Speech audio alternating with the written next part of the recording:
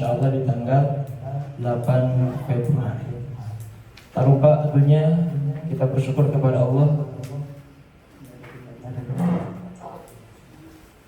berkat rahmatnya, berkat hidayahnya kita semua dikumpulkan bersama. Tak lupa salawat serta salam yang senantiasa kita baca tercurahkan selamanya kepada panutan kita, idola kita, habibana wa nabiyana wa maulana Muhammad sallallahu alaihi wasallam, pada para keluarganya, para sahabatnya ila yaumil qiyamah. Hadirin hadirat Bapak Ibu jamaah yang dimuliakan Allah. Alhamdulillah di siang hari ini insyaallah kita akan terus memantaskan diri, karena menjadi konsep supaya kita dipanggil oleh Allah itu adalah dengan kita memantaskan. Jauh sebelum ini mungkin kita memantaskan kepada Allah dengan nabung, mengumpulkan materi untuk bisa daftar, bahkan setelahnya kita buat paspor. Itu merupakan bentuk memantaskan diri kepada Allah.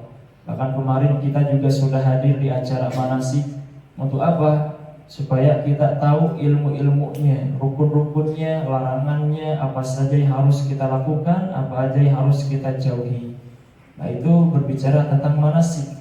Pun demikian dengan hari ini Bapak Ibu, tak kalah pentingnya insya Allah kita akan manasik pemantapan yang berkaitan dengan teknis keberangkatan dari awal hingga akhir kepulangan. Apa saja yang harus kita bawa, hal-hal apa saja yang menjadikan larangan, ya, apa saja yang tidak boleh dibawa, kemudian apa saja yang harus kita perhatikan, baik itu di pesawat, kemudian di Madinah dan di Mekah, hotelnya apa saja dan sebagainya.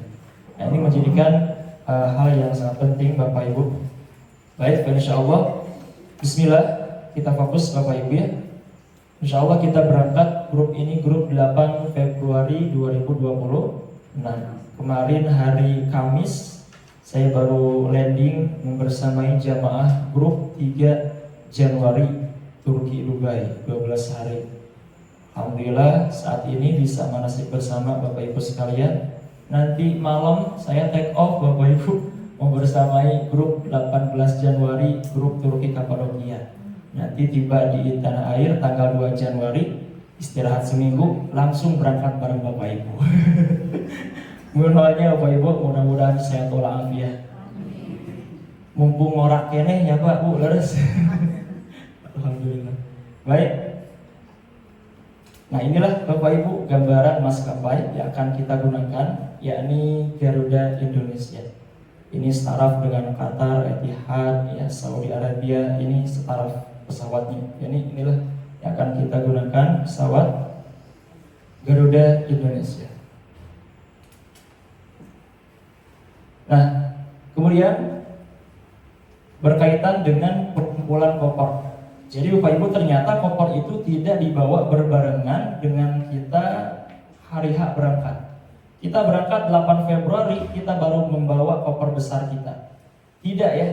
Akan tetapi mesti dicatat bahwasanya koper besar, khususnya koper besar ya, itu sudah harus berada di kantor Rauda tanggal berapa? Tanggal 6 Februari, tepatnya hari Jumat. Jadi H-2 Bapak Ibu, koper-koper kita itu sudah berada di kantor Rauda. Ustaz, apakah boleh sebelumnya? Boleh. Sebelum tanggal 6 boleh. Tanggal 6 ini maksimal. Silahkan dicari waktunya Bapak Ibu yang senggang waktunya untuk bisa mengumpulkan koper di kantor. Untuk apa sih Ustaz kok harus dikumpulkan lebih dulu?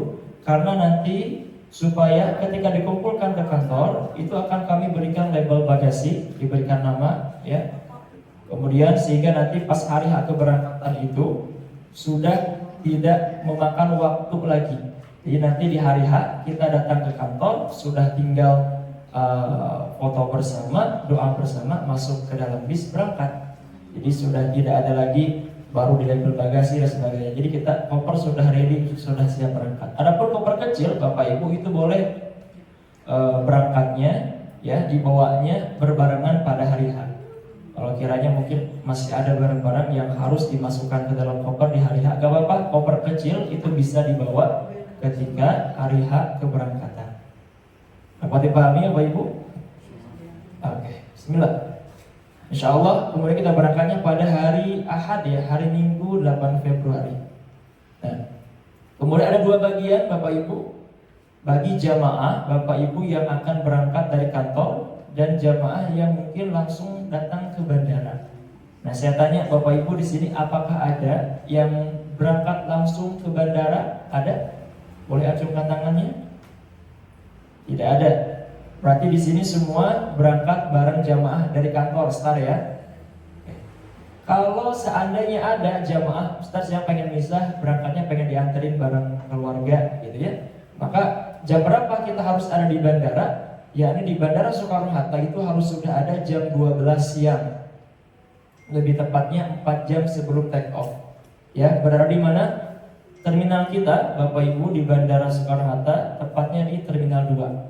Soekarno-Hatta ini memiliki 3 terminal, Terminal 1, 2, dan 3. Ya, Garuda Indonesia itu berada di Terminal 2. Kalau penerbang internasional itu kebanyakan di Terminal 3, Etihad, Qatar, Saudi itu di Terminal 3. Sedangkan untuk maskapai Garuda itu ada di Terminal 2. Nah, ada juga nanti peraturan terbaru 31 Januari mulai ini terbaru ya, untuk Saudi nanti akan beralih juga ke Terminal 2. Nah, biasanya Terminal 2 itu enak Bapak Ibu ya, tidak begitu lalu lalang dengan berbagai macam tujuan negara-negara gitu ya. Bahkan musolanya terbatas kalau di Terminal 3. Nah, kalau di Terminal 2 itu musolanya luas. Enak lah nanti Bapak Ibu kita bisa lihat langsung, bisa sholat langsung di sana. Jadi enak, musolanya besar seperti masjid gitu untuk Terminal 2 ini. Kemudian, jadi ini yang pertama ya, bagi jamaah yang datang langsung ke bandara harus sudah tiba di bandara jam berapa Bapak Ibu? Jam 12 ya, jam 12 siang ini sudah ada di Bandara Terminal 2. Nah, kemudian kalau Bapak Ibu yang semuanya ini berangkat bareng dari kantor, maka harus jam berapa berada di kantor? Jam 6.30. Jadi jam setengah 7 pagi. Ya, jam setengah 7 pagi kita sudah berada di kantor Rauda. Ya, jam setengah 7 pagi harus berada di kantor Rauda. Nah, katanya Bapak Ibu tetap nanti segala jadwal gitu ya, setiap harinya, hari pertama hingga hari terakhir itu akan kembali kami update. Telat-telatnya H-1 itu akan kami update kembali. Manakala mungkin ada kemajuan jam atau kemunduran jam berangkatnya, maka Bapak Ibu harus bisa menyematkan, harus bisa fokus terhadap grup keberangkatan kita. Sudah masuk grup semuanya? Sudah ya, grup 8 Februari. Nah, itu kalau bisa Bapak Ibu grupnya disematkan ya, disematkan supaya berada di teratas. Jadi gak ada istilahnya grup itu kalau Ustaz grupnya akhirnya kita baca grup gitu ya. Jadi gak ada tuh istilahnya kayak gitu ya. Jadi nanti apalagi hari keberangkatan grupnya untuk bisa disematkan agar informasi yang disampaikan dari kantor ataupun dari saya selaku tour leader Bapak Ibu tidak terlewatkan. Nah, kembali ya, jadi kita insya Allah kumpul jam setengah 7 pada tanggal 8 Februari ini di kantor Rauda. Di depan kita nih sudah nampak ada bis ya. Nih hari ini ada 3 bis yang akan berangkat ke bandara menjemput jamaah. Insya Allah nanti mah kita yang akan naik bisnya bareng-bareng Bapak Ibu ya. Insya Allah Bapak Ibu kita berangkat bareng, ibadah bareng, pulang juga bareng. Mudah-mudahan nanti kita masuk surganya bareng-bareng. Makanya kita berharap Bapak Ibu, saya berharap Bapak Ibu yang hadir saat ini kita bergabung bersama dari wilayah yang berbeda. Ya kan, tapi kita berkumpul niat untuk beribadah bareng-bareng, maka ini menjadi keluarga baru Bapak Ibu. Mudah-mudahan bisa kompak, saling mengingatkan dalam kebaikan, watawassaw bil haq, watawassaw bis sabr. Saya tanya ini Bapak Ibu dari mana aja ini? Ada yang dari luar Bandung kiranya? Gak ada? Ke Bandungnya dari mana aja ini? Balai Endah ada, Balai Endah. Cilenyi ada. Padalarang ada? Gak ada? Coba dari mana aja Bandungnya? Oh, Cimahi. Dari mana lagi? Marga Citra. Oh, Marga Citra. Mana lagi nih? Cibaduyut. Wah, luar biasa ya. Kita dari berbagai titik Bapak Ibu. Insya Allah. Baik. Nah, maskapai kita Garuda, kita insya Allah berangkat dari Jakarta langsung direct ya. Jadi kita pesawatnya nggak transit, langsung direct itu membutuhkan waktu 9 jam dalam pesawat. Dari Jakarta ke Jeddah, begitupun sebaliknya membutuhkan waktu 9 jam di atas pesawat. Kalau kita berangkat dari Jakarta, ya, misalnya berangkat jam 1 misalnya, jam 1, maka sampai di Jeddah, kalau jam Indonesia berarti jam berapa? Jam 9. Tapi karena ketika sampai di Jeddah itu jamnya mundur 4 jam, jadi nyampe di Jeddah tuh bukan jam 9 malam, tapi jam 5 sore. Jadi mundur tuh. Ibarat kita kayak 6 jam perjalanan kayaknya tuh, gitu ya. 5 jam lah, 5 jam di dalam pesawat. Tapi kalau pulangnya dari Jeddah ke Indonesia sama 9 jam. Kalau berangkat dari Jeddah di jam 1 sampai di jam Saudi itu jam 9, maka kalau sampai Indonesia maju tuh 4 jam. Jadi jam 1 dini hari, kayak gitulah kurang lebihnya. Karena ada perbedaan waktu 4 jam Bapak Ibu. Nah, kemudian seragam yang akan kita gunakan ketika berangkat, ya, khususnya berangkat, kemudian juga pulangnya. Jadi berangkat dan pulang itu menggunakan seragam batik. Bukan batik yang ini, batik yang rauda. Sudah pada dijahit Bapak Ibu? Masih ada yang tukang jahit belum diambil? Masih ada? Belum dijahit juga malahan. Ya silakan Bapak Ibu, itu batik opsional. Boleh dijadikan apapun ya. Boleh dijadikan batik, mungkin outer, silakan. Gimana nyamannya saja itu batik ya. Batik kebangsaan kita. Yang akan kita gunakan berangkat dan pulang Bapak Ibu. Nah, hotel kita di Madinah, hotelnya adalah Concord Dar Al Khair ya, Concord Dar Al Khair. Kemudian di Mekah adalah Grand Al Masa, ini langganan jemaah Indonesia Prestige. Insya Allah Bapak Ibu, tulisannya saya sendiri, Bapak Ibu mudah-mudahan berkenan. Kemudian insya Allah juga mutaif pada Ustadz Faiz. Insya Allah mutaif kita, jadi ada tour leader atau pembimbing, ada juga mutawif. Kalau tour leader itu membersamai dari tanah air sampai ke tanah air lagi. Kabayang tuh, lama misalnya keberangkatan grup umroh tidak ada tour leader nak, curang-cileng malah. Curang-cileng. Mana tuh taya leaderan kan begitu ya. Makanya penting adanya tour leader Bapak Ibu, supaya ada yang mengarahkan dari awal sampai akhir ya, tanah air ke tanah air lagi. Ada mutawif. Kalau mutawif itu nanti menyambut dari Madinah ya, menyambut kita. Jadi keluar dari bandara dari Jeddah. Keluar bandara Jeddah itu nanti sudah ada mutawif yang menyambut Bapak Ibu. Jadi ketika nanti Bapak Ibu sampai di Jeddah, karena nanti ada proses bagasi, itu yang mengurusi bagasi koper Bapak Ibu tour leader. Jadi saya sendiri nanti akan mengurusi koper Bapak Ibu. Nanti ada tim porter, jadi saya harus menghitung dulu kopernya sesuai atau tidaknya. Bapak Ibu mah tidak harus menunggu bagasi selesai.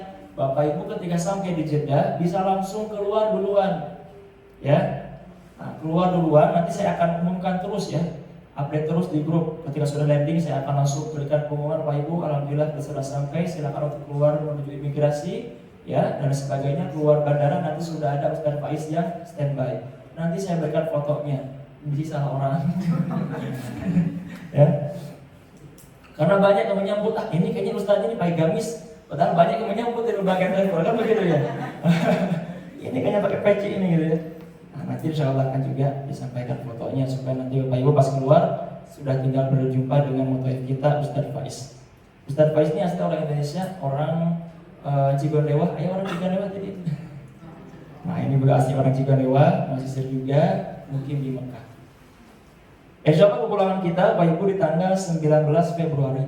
Pulang ke Indo langsung tarawehan Bapak Ibu. Betul tidak? Tarawih tanggal berapa? Kalau nggak salah 19 Februari ya. Jadi kita pulang ke tanah air itu sudah langsung gas untuk Ramadan. Betul tidak? Betul ya? Jadi kita pulang dari umrohan itu langsung berjumpa dengan bulan suci Ramadan. Nah kita berdoa, Allahumma barik lana fi Rajab wa Sya'ban wa balighna Ramadan. Ya Allah, berkahilah kami di bulan Rajab dan Sya'ban, sampaikanlah kami semua menuju bulan suci Ramadan. Karena bulannya memanen pahala insyaallah. Tiba di Bandara Soekarno-Hatta pada jam 13.45 jam 2 siang. Ya. 19 Februari jam 2 siang kita sudah tiba di bandara. Proses bagasi 1-2 jam. Mungkin kita berangkat dari Jakarta menuju Bandung jam 4 sore. sampai di sini mungkin waktu Isya. Ya, waktu Isya jam 19 Februari. Nah, inilah gambaran besarnya Bapak Ibu ya untuk perjalanan kita dari awal hingga akhir. Baik, Bapak Ibu, akan kami rinci satu persatu. Nah, ini gambarannya pesawat kita ya. Dari Jakarta ke Jeddah pun juga nanti pulangnya dari Jeddah ke Jakarta. Kalau berangkat, take off-nya jam berapa sih Ustadz? Take off-nya jam 15.40. Jam 15.40 kita sudah berangkat. Jadi otomatis kita nih afdolnya itu jam 11 ya. Jam 11 siang itu ketika kita berangkat setengah 7 dari sini itu sudah tiba di bandara. Ya 4-5 jam sebelum take off itu kita sudah ada di sana. Karena kenapa? Satu, untuk mengurusi check-in ya. Check-in ke counter ya. Proses tiket. Kemudian juga bagasi, dimasukkan semua koper besar, koper kecil. Nah Ustaz, koper kecil apakah boleh dibawa ke kabin pesawat? Boleh. Akan tapi kami sarankan koper kecil agar dimasukkan saja ke bagasi, supaya Bapak Ibu tidak nenteng-nenteng koper. Kecuali kalau misalnya ada yang bawa bayi butuh untuk keluar masuk barang, misalnya butuh koper kecil, boleh ya. Jadi kami sarankan koper kecil juga masuk ke bagasi. Ya, jadi Bapak Ibu masuk ke pesawat itu cuma tinggal bawa tentengan saja, tas lempang saja, gitu ya. Nah inilah ketentuan bagasi. Sabar hanya Ustaz, saya sudah siap mau beli oleh-oleh. Gitu. Nah ketika berangkat dari Jakarta ke Jeddah itu maksimal koper besarnya 23 kg. Berarti kalau kita pengen beli oleh-oleh, jangan sampai kita 23 kg berangkatnya. Harus ada spare, misalnya kita berangkatnya maksimal 15 kilo gitu ya, maksimal. Boleh nanti Bapak Ibu ditimbang dulu di rumah. Oh ini 15 kilo aman nih, ada 10 kilo buat oleh-oleh gitu ya. Atau mungkin ini 10 kilo aman tuh, bisa beli kurma 5 kilo. Kurang lebih kayak gitu ya. Jadi berangkat bagusnya saran saya maksimal 15 kilo atau koper besar. Ya, sehingga ada spare 10 kilo untuk sisanya. Kemudian kalau koper cabin, koper kecil itu 7 kg. 7 kg. Kemudian juga pulangnya juga sama di 23 kg Bapak Ibu ya, maksimal untuk koper besar ini. Masing-masing maskapai itu beda-beda. Nah, Garuda itu maksimal di 23 kg. Aman ya? Nanti dikondisikan aja Ustaz.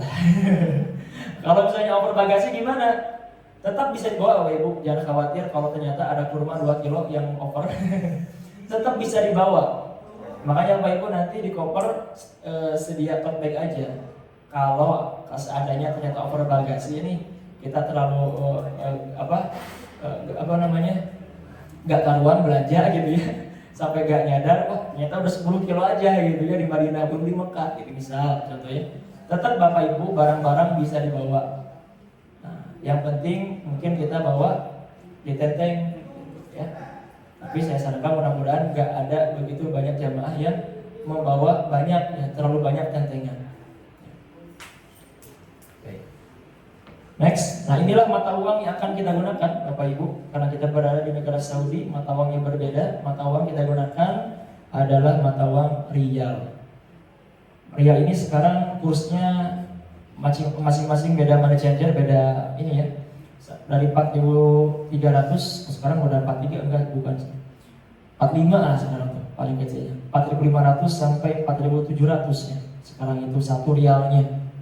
Nah, kemudian ini gambarannya nih Bapak Ibu, jangan sampai nanti salah ya, karena ada satu mata uang satu lembaran itu sama warnanya. Warna 500 rial ini sama dengan 20 rial kalau nggak salah. Jadi Bapak Ibu kadek lomba belanja salah ngasihkan. Ini 500 rial berapa? Sekitar 2,5 juta ya. Ini 500 iya betul. 2,5 juta. Kita niatnya ngasih 20 rial, malah yang dikasih 500. Ya, makanya kalau mau bayar nanti lihat dulu ini berapa ya. Seperti itu. Mungkin kalau kita ke sana ya pengen misalnya bakso itu 20 rial Pak Bu. Ah murah nih cuma 20 rial bu, saya sebuah rupiah ya. Nah itu kalau 20 rial berapa berarti itu? Sekitar 80.000. Nah bakso di Bandung 15.000 cukup pak, di Saudi mah 80.000. Balap-balap pengen tahu berapa? 5 real. 5 real cuma dapat 2, berarti 10 ribuan izinnya. Jadi tambah 1.000-an. Nah gitu ya. Tapi nanti biasanya jamaah beli karena rindu ya, baru aja 3 hari 5 hari pada pengen bakso. Ada nanti di sana di kebun kurma di Madinah ada. Ya, bahkan di sekitaran hotel kita di Kenal Masa seberangnya tuh ada kantin Bunda Risma, tempat biasa jemaah kalau pengen bakso, ada bebek Madura ada. Jadi kita ke sana jangan khawatir, pengen masak Indonesia banyak ya. Bahkan pulau umrohan biasanya sudah ready itu penjual-penjual dari Indonesia, nasi kuning apa itu ada ya. Jadi jangan khawatir kita ke negara Saudi ini makanya makan Arab dong, enggak ya. Kita di hotel Makkah Madinah saja itu chefnya orang Indonesia. Jadi makanannya makanan disesuaikan dengan negara kita asalnya dari mana ya, jadi makanannya makanan khas Indonesia. Nah Bapak Ibu, selain daripada rial, Bapak Ibu bisa gunakan juga Mastercard, debit card yang ada logo Visa atau Mastercard-nya. Ya, ATM debit card yang ada logo Visa atau Mastercard itu bisa digunakan. Biasanya yang level gold minimalnya itu sudah ada Visa atau Mastercard. Itu bisa digunakan untuk transaksi. Dan bisa digunakan juga untuk tarik tunai. Nah, tarik tunai di sana ATM-nya namanya Al-Rajhi. Kebanyakan Al-Rajhi itu banyak banget tersedia di sana. Cuman kalau setiap satu kali penarikan itu ada biaya 20.000. Nah, itu ya kalau tarik tunai. Nah, ini perkiraan cuaca saat ini Bapak Ibu. Kita umrohan di bulan Februari itu masih cuacanya menuju ke masih dingin ya, karena Desember Januari itu dingin banget. Kemarin Desember itu saya sampai 6 derajat. Makanya kalau Bapak Ibu lihat ada di Instagram atau TikTok ya, bawa pakai mantel tebal itu sangat dingin Bapak Ibu di Madinah bos. Kalau pertanyaannya Madinah dan Mekah lebih dingin mana? Lebih dingin Madinah. Nah, katanya sekarang sudah dinginnya biasa saja lah. Tapi tetap Bapak Ibu silakan bawa jaket ya. Di Madinah juga itu masih terasa dingin. Baik. Nah suhu terendahnya di Madinah 7 derajat Celcius dan suhu tertingginya di 15 derajat Celcius. Ini menunjukkan masih dingin ya di Madinah. Kemudian juga di Mekah 10 derajat Celcius untuk suhu terendahnya, suhu tertingginya di 17 derajat Celcius. Ya sumbernya dari sini Bapak Ibu. Nah ini ada perbedaan waktu antara Indonesia dan Saudi itu adalah 4 jam. Di sana 4 jam mundur. Kalau sekarang kita di Indonesia berapa? Jam 10, maka di sana itu jam berapa? Jam 6 pagi. Nah, jamaah kita di Madinah, maka itu baru selesai sholat subuh Bapak Ibu. Ada perbedaan waktu 4 jam. Nah inilah kemudian kartu roaming. Jadi ketika kita ke luar negeri Bapak Ibu, kita tidak bisa menggunakan data seluler sebagaimana saat ini kita gunakan. Nah ketika kita ke luar negeri itu harus menggunakan data namanya roaming. Nah itu data kuota ya, kuota internet yang kita gunakan di luar negeri namanya data roaming. Makanya nanti Bapak Ibu bisa dicek di handphone ada fitur namanya roaming. Ketika kita gunakan paket tersebut, maka fitur roamingnya harus di-on-kan. Nah, biasanya ada kalau data seluler Indonesia lokal dengan roaming itu beda harga. Nah, ya kalau kita mungkin sebulan ada yang 100.000, 50.000, 10.000 ya sebulan kuota di Indonesia. Kalau roaming itu 10 hari sampai 15 hari itu pun juga kuotanya 10 sampai 15 GB tergantung kartunya. Itu hanya itu harganya 300 sampai 350.000 untuk harga kuota roaming ini. Ya. Kemudian ini bisa digunakan boleh Telkomsel, XL, Indosat, Tri. Akan tapi saya sarankan agar bisa menggunakan kartu Telkomsel atau Indosat saja. Nah kenapa Ustaz? Kalau Tri Axis itu banyak gangguan. Tiba di Madinah, tiba di Makkah, sinyalnya agak keluar. Padahal sudah beli paket. Ada fitur paket roaming ada bisa dibeli. Tapi pas nyampe di Madinah, blok hilang dari ya. Sepersekian jam baru muncul lagi. Itu biasanya Axis dan Tri. Nah, kalau seandainya masih ada jamaah yang menggunakan kartu Tri ataupun Axis, saya sarankan agar bisa membeli kartu baru ya, baik itu Indosat ataupun Telkomsel. Ya, silakan beli kartu baru kemudian diisi kartu roaming, boleh. Oke, kalau misalnya di Arab apakah bisa beli kartu roaming? Bisa. Kemudian apakah bisa menggunakan kartu Saudi? Bisa. Di sana ada STC, ada Mobily, itu bisa kita beli. Sama harganya sekitar 300 ribuan kalau dirupiahkan, ya, gitu. Tapi kalau kita pengen beli kartu di sana, otomatis ketika komunikasi di bandara, mungkin itu kita nggak bisa dapat internet. Jadi kalau misalnya kita pengen sudah ada kuota data sampai di bandara, maka harus dibekali dari sini. Gitu ya, Bapak Ibu beli kartu roaming jangan dari sekarang ya, ribut-ribut pulang dari sini langsung counter beli kartu roaming. Maka kenapa? Karena ketika kita beli itu langsung aktif paketnya, biasanya 10 hari sampai 15 hari. Atau kalau beli dari sekarang, nanti pas hari kan sudah habis lagi kuotanya. Makanya kapan belinya Ustaz? H-1 ya, beli kuota roamingnya H-1 saja ya.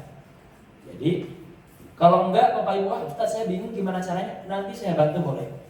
Ya, ketika di bandara, Bapak Ibu boleh nanti minta bantuan supaya saya injek kuota roamingnya di bandara, ya bisa. Kemudian Bapak Ibu, tadi boleh Indosat, boleh Telkomsel. Nah Telkomsel juga di garis bawah juga. Kalau Telkomselnya Bapak Ibu menggunakan kartu pasca bayar atau halo, saya sarankan beli kartu baru juga. Kenapa? Kalau pasca bayar ataupun halo itu mental terus ketika diinjek, gitu. Bahkan jaringannya nggak bisa otomatis, harus manual. Begini cara itu. Ya, begitu ya. Boleh Indosat ataupun Telkom. Nah ini saya rinci sedemikian rupa supaya tidak terjadi, Ustaz gimana ini nggak muncul sinyal, Ustaz saya kok roamingnya nggak aktif. Gitu. Nah ini banyak kasus seperti ini. Ya.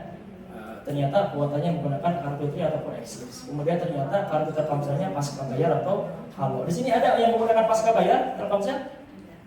Ada ya. Jadi pasca bayar itu yang bayarnya per bulan gitu ya.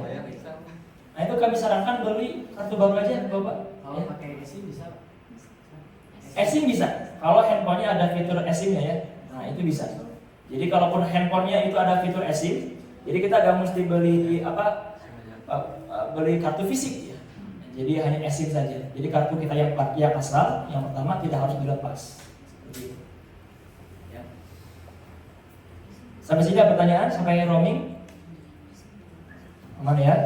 Nah ini harganya variatif ya. Ada yang dari 2,5, 300 sampai 350 ribu. Ya. Kalau saya gunakan itu Indosat. Indosat itu 350 ribu sudah dapat 15 giga. Kalau Telkomsel itu 320 itu hanya dapat 10 giga. Nah, jadi kalau yang pengen beli kartu baru mending Indosat saja. Lebih inilah dapat 15 giga 350 ribu. Next, inilah kepentingan kita juga ya. Karena kita bisa berdamai dengan adanya handphone dan colokan. Betul? Zaman sekarang Gen Z bingung gak ada colokan. Nah, colokan ini penting Bapak Ibu untuk kebutuhan cas handphone kita elektronik. Di Saudi itu kakinya beda, colokannya beda. Kalau di Indonesia itu colokannya 2 ya, betul Bapak Ibu? Colokan list itu 2. Kalau di Saudi itu colokannya 3. Nah, hasil kita butuh adaptor penghubung dari colokan 2 ke colokan 3. Nah, silakan kalau pulang dari sini pengen beli sekarang boleh. Apa itu? Colokan 3 ke tempat listrik banyak gitu ya. Beli adaptor penghubung, ya, sambungan dari colokan 2 ke 3. Nah inilah yang paling penting Bapak Ibu, apa saja yang harus kita bawa. Nah, ya. Yang pertama Bapak Ibu tentunya tas koper ya, koper besar dan koper kecil atau koper bagasi, koper cabin sebutannya. Itu kita bawa saja. Ustadz kayaknya saya mah cukup deh 1 koper besar aja. Jangan Bapak Ibu, mending dibawa saja. Karena ketika kita di Madinah, di Mekah, ternyata banyak hal yang kita beli. Ternyata pas di sana butuh koper, gitu ya. Ada aja jamaah yang mungkin saya mau cukuplah koper besar aja 1. Ternyata pas di sana butuh koper, gitu ya. Jadi mending dibawa saja, ya, mending dibawa saja. Dua-duanya, gitu ya, baik koper besar dan koper kecil. Kemudian yang kedua adalah ini peralatan ibadah ya. Bagi laki-laki jangan lupa kain ihramnya dibawa. Ustadz, berapa satu juga cukup ya, karena kita menggunakan kain ihram yang paling wajibnya itu satu ketika umrohan pertama, dua umrohan kedua, dan ketiga tawaf wada. Selebihnya itu opsional. Kalau bapak pengen sholat di pelataran ya, karena kan Masjidil Haram terdiri di beberapa lantai, ada lantai utama, pelataran 2, 3, dan 4. Kalau bapak pengen sholat di pelataran itu harus menggunakan kain ihram. Nah, berarti harus sering dong Ustaz. Nah, tergantung tuh. Kalau saya cukup satu aja. Kalau emang nanti berkeringat itu semprot parfum aja gak apa-apa. Kopi laundry di sana ada. Satu aja. Seperti kalau ternyata mungkin kan orang-orang beda-beda ya. Ada yang satu hari itu satu pakai udah harus dicuci kan. Nah, itu mungkin boleh bawa 2. Ustaz, kalau bawa dari sini ribet, mending beli di sana bisa gak? Ada. Di sana harganya kain ihram itu 30 riyal. Jadi jangan khawatir bahwa Bapak di sana tersedia banyak kain ihram. Ya dari sini mungkin boleh bawa satu aja dulu. Kalaupun emang pengen beli lagi di sana ada. Ya. Kemudian untuk perempuan tentunya bawa mukena, sejadah untuk laki-laki dan perempuan. Jangan lupa. Sejadah ini penting ya Bapak Ibu. Ada kalanya kalau seandainya jamaah ini telat datang sholat ke Masjid Nabawi atau Masjidil Haram, gak kebagian sholat di karpet, maka kalau kita bawa sejadah enak ya. Terlebih di Masjidil Haram. Kan terbatas kalau Masjidil Haram itu ya tempatnya itu biasanya pasti membutuhkan sejadah. Ya, kalau di Masjidil Haram itu sering banget kita butuh dengan sejadah. Kalau Masjid Nabawi biasanya kita sedikit lah menggunakan butuh sejadah itu karena banyak banget enak. Layoutnya Madinah itu Nabawi itu enak, datar, kotak itu Masjid Nabawi. Kalau Masjidil Haram luar biasa ya, layoutnya tuh nanjak turun gitu ya. Jadi tidak banyak spare yang harus membutuhkan sejadah. Makanya kita bawa sejadah Bapak Ibu. Sejadah travel direkomendasikan supaya tidak memakan banyak ruang. Ya, peci boleh dibawa Bapak Ibu, bawa-bawa. Oke. Kemudian yang ketiga adalah kalau yang biasa bawa masker boleh dibawa, kalau nggak pun nggak apa-apa. Kemudian obat-obatan ini paling penting Bapak Ibu ya. Mungkin kiranya di antara Bapak Ibu ada yang sudah terbiasa ya. Ada obat yang sehari harus diminum. Nah itu berarti Bapak Ibu harus menyetop tuh untuk berapa hari? 12 hari ke depan. Bapak Ibu jangan sampai bilang, Ustaz gak apalah saya bawa buat sehari aja, nanti beli aja di sana obat saya. Jangan kayak gitu. Obat di sana mahal Pak Bu. Obat flu aja di sana 100.000, 50.000 gitu ya. Jadi mahal. Jadi mending nyetok aja dari sini. Kalau kiranya ada obat-obatan yang sering kita minum setiap harinya. Ustaz, saya mana gak ada obat yang suka diminum setiap harinya. Saya sarankan beli vitamin ya, untuk daya tahan tubuh minimalnya 1 hari 1 kita minum. Ya, saya juga sama, Bapak Ibu gak suka minum obat, tapi kalau umroh saya bawa vitamin supaya daya tahan tubuh kita kuat ya, karena aktivitas kita di sana luar biasa ya. Jadwal kita padat Bapak Ibu, jadi harus dilebih dengan vitamin. Vitaminnya boleh apa saja ya. Yang selanjutnya adalah makanan ataupun cemilan. Nah, buat ngemil di sana. Ya.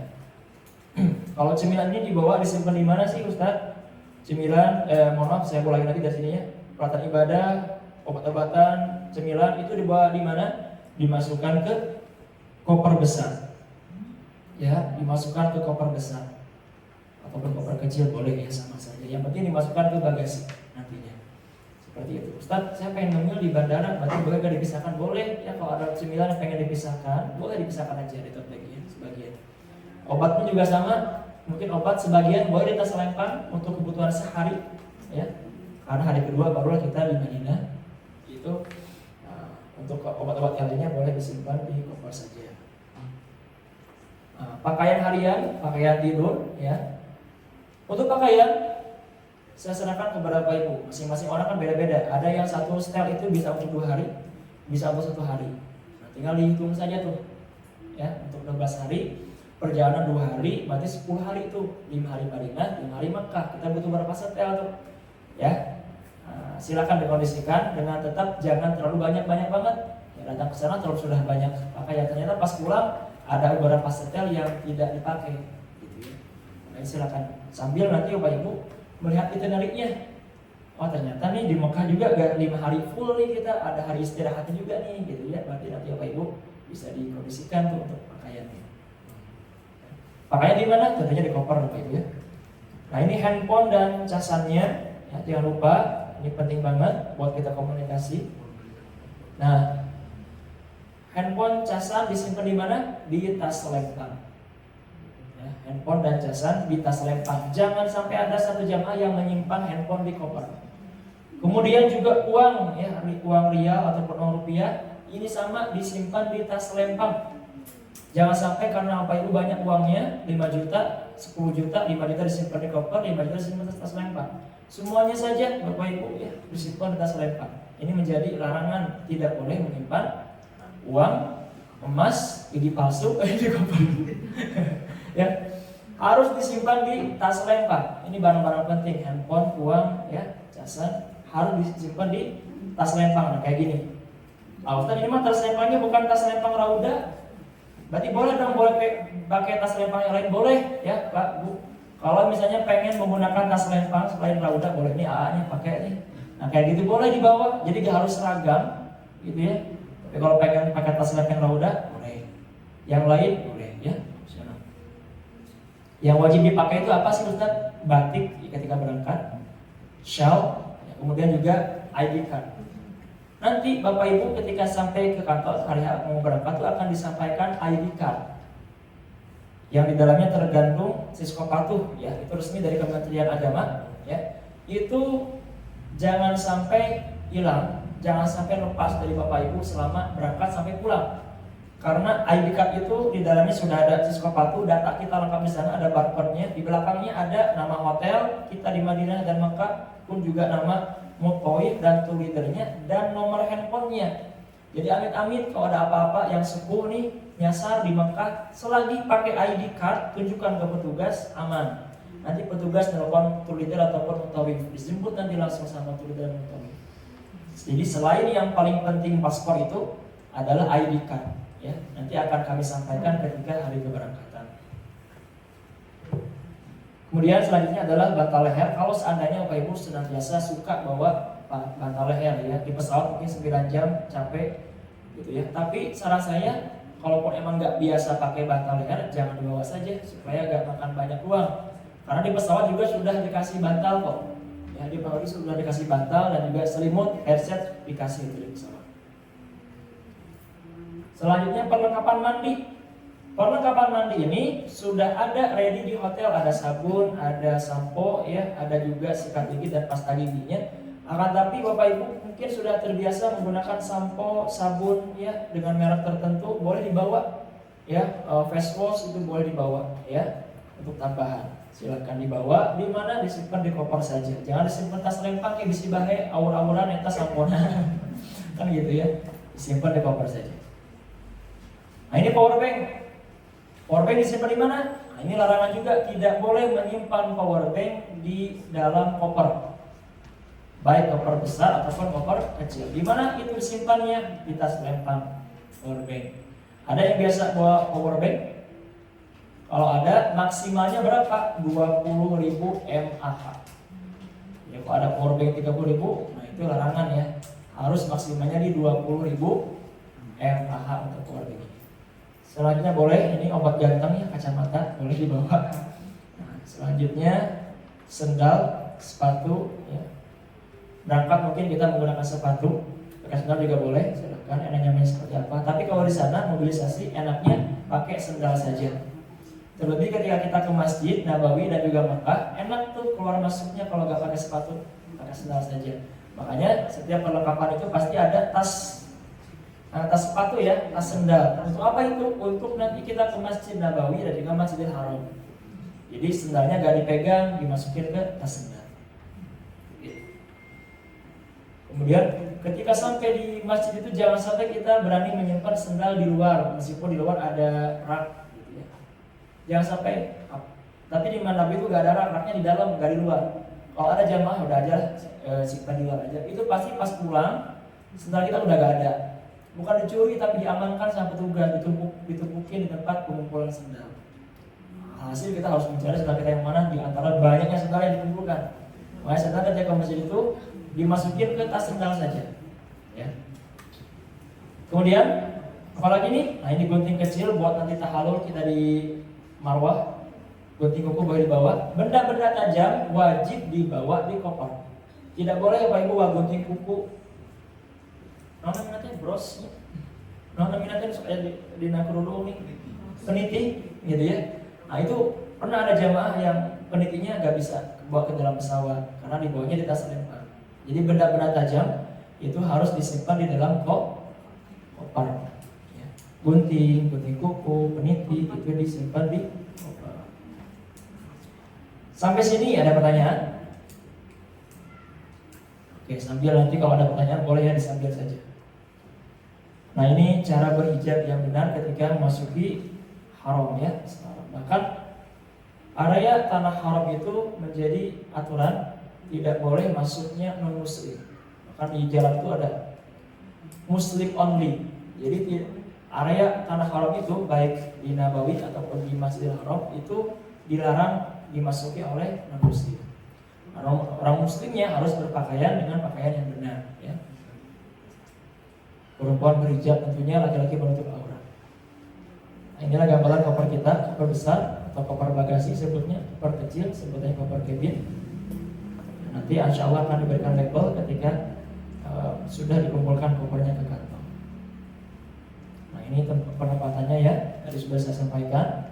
Pakaian, obat-obatan, ya, perlengkapan mandi, snack, ya, sendal, perlengkapan ibadah, benda-benda tajam disimpan semuanya di koper besar. Nah itu akan kayak gini nih gambarannya nih, dimasukkan khusus ke area bagasi dalam pesawatnya.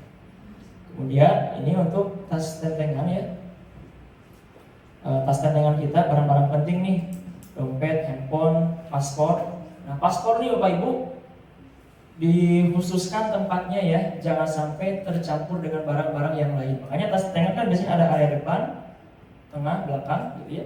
Nah paspor nih diusahakan disimpan dengan ruang yang terpisah dari barang-barang yang lain. Tong pabeli tim casan ya paspor ya. Karena penting banget ini paspor seperti nyawa kita.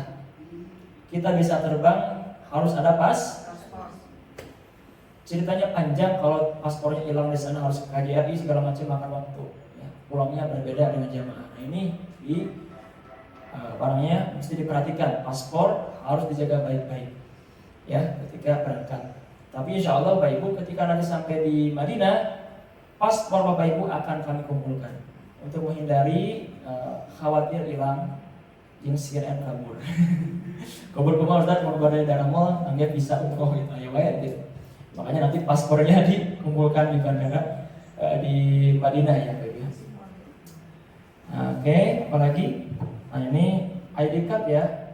ID card ini insya Allah akan kami sampaikan ketika berangkat. Kalau ini koper bagasi, ini kabin disimpan di sini. Nah, barang tentengan kita itu bisa disimpan di atas bagasi yang ada di kabin pesawat ya. Seperti itu. Boleh. Kalau paspor kita dikumpulnya kapan? Boleh dari sekarang? Kalau sama sertifikat vaksin ya? Iya.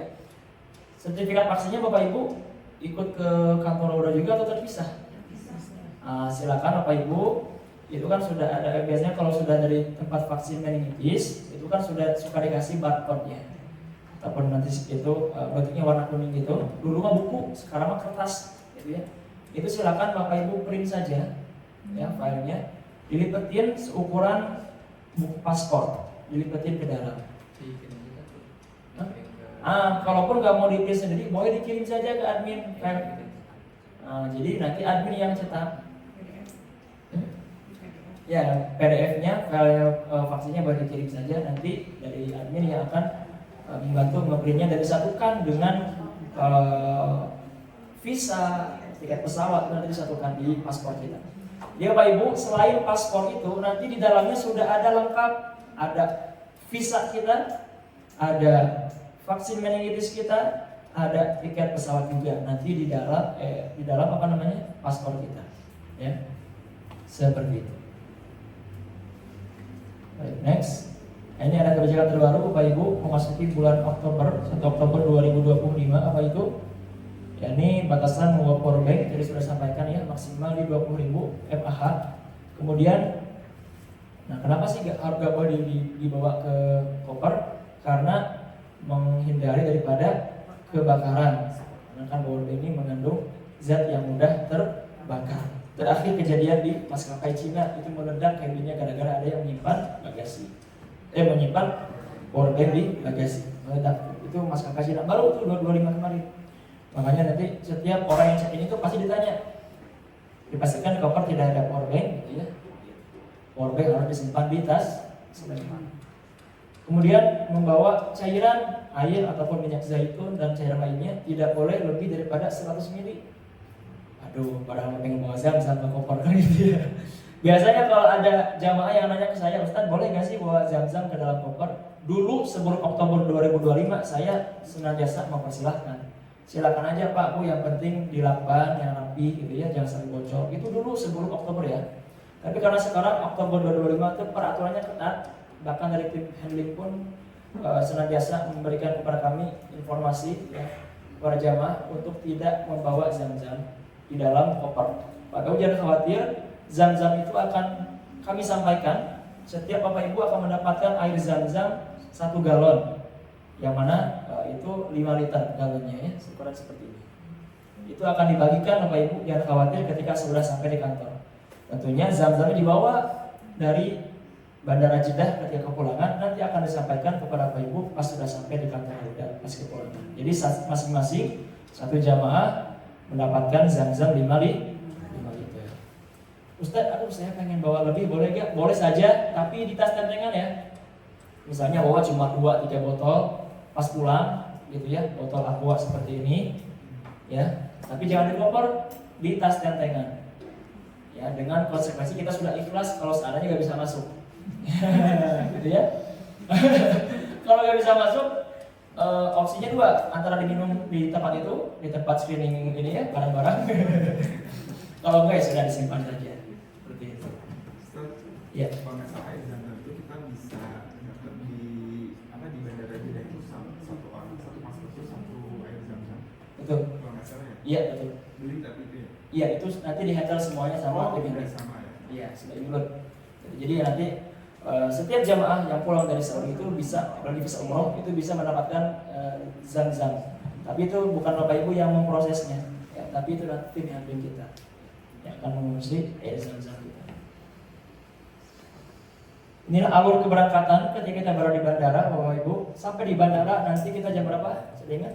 Jam 12, jam 11 siang. Itu kita ngapain? Silakan nanti bagi yang pengen ke toilet, musola, persiapan sholat zuhur ya. Kalau itu sudah selesai, itu disembari nanti petugas handling kita yang ada di Bandara Jakarta itu akan mengurusi check-in kita, ya, check-in koper-koper kita, dapat tadi dicetak tiketnya. Nah, itu proses check-in sekitar 1 jaman, ya, satu jaman lah kurang lebih. Selepas ini selesai, nanti Bapak Ibu akan profiling, berkejar semuanya, dibagikan paspor dengan boarding pass-nya. Ya, jadi boarding pass nanti akan disampaikan di bandara setelah proses check-in selesai. Kemudian selepas itu sudah kami sampaikan paspor, bagasi semua sudah masuk, ya, paspor, boarding pass sudah dibagikan. Apa yang akan kita lakukan? Ya, nanti kita akan menuju masuk ke dalam ke area imigrasi. Ya, ke area imigrasi.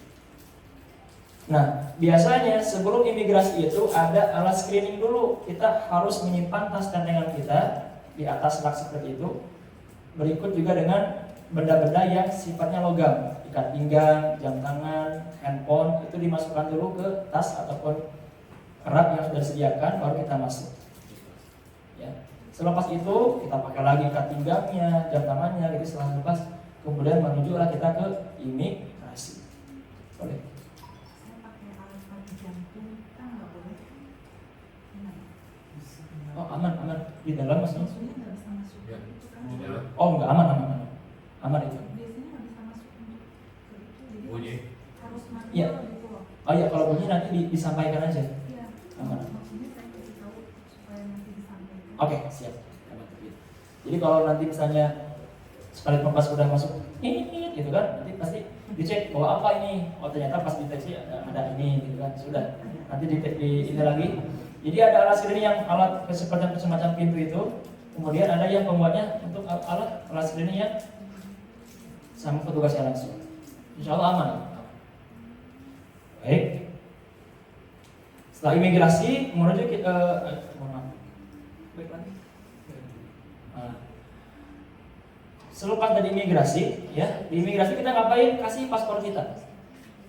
Ketika imigrasi itu kita ada dua opsi ya Bapak Ibu, bisa manual petugas, bisa juga menggunakan alat yang otomatis ya. Jadi tinggal kita scan profil kita, paspor yang ada fotonya tuh dibuka lembarnya, lembar pertama ditempelkan ke mesinnya.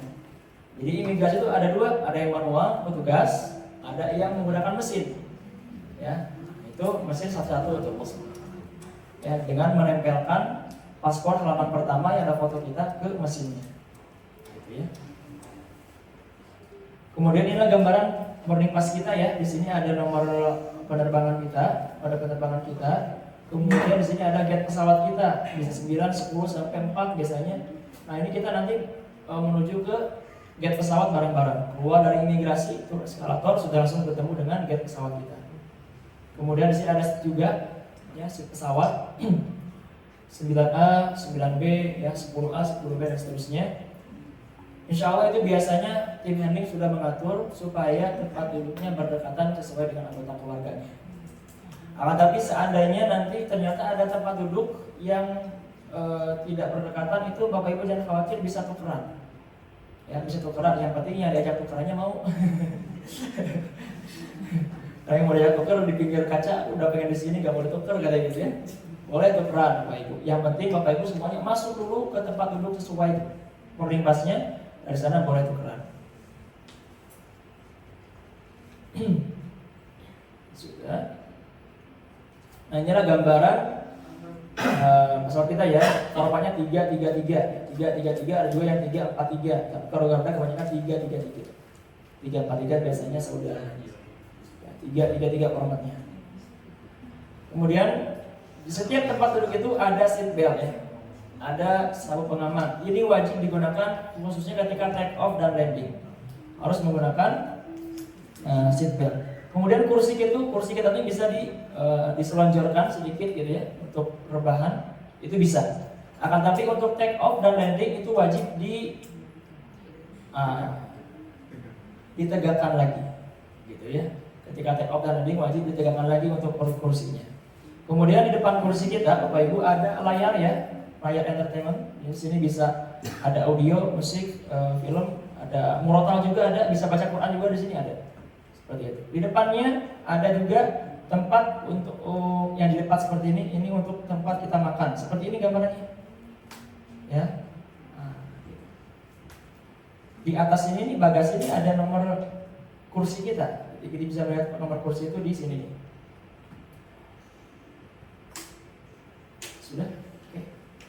Kemudian, nah ini untuk pintu toilet ya. Ketika kita masuk itu tinggal didorong saja. Toilet pesawat. Ya, ketika kita sudah masuk ke toilet pesawat, Bapak Ibu wajib mengunci. Jangan lupa dikunci. Meskipun kebelet jangan lupa dikunci. Kenapa? Karena kalau nggak dikunci, lampunya masih gelap. Kemudian kalau nggak dikunci, dari luar itu kelihatan di pintunya. Di sini ada garis seperti itu ya. Ada garis strip hijau atau merah. Kalau hijau pertanda di dalamnya nggak ada orang.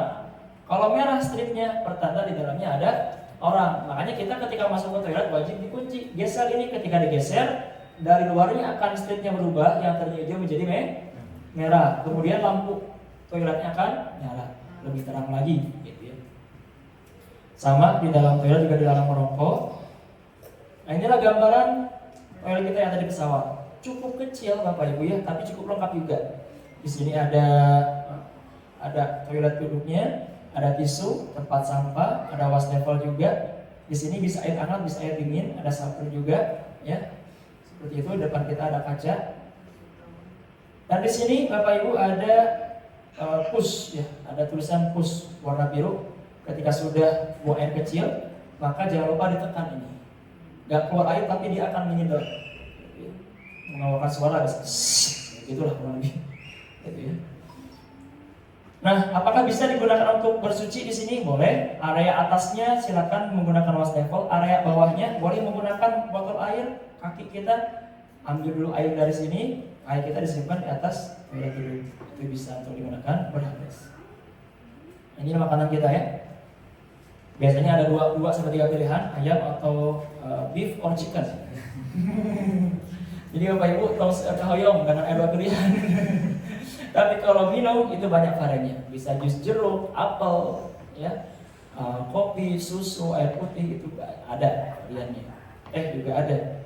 Tapi kalau makanan biasanya 2 sampai 3 pilihan saja. Itu.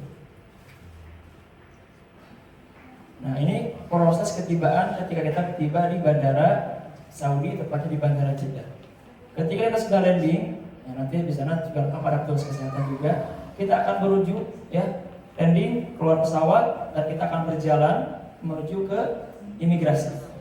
Ya, menuju ke imigrasi.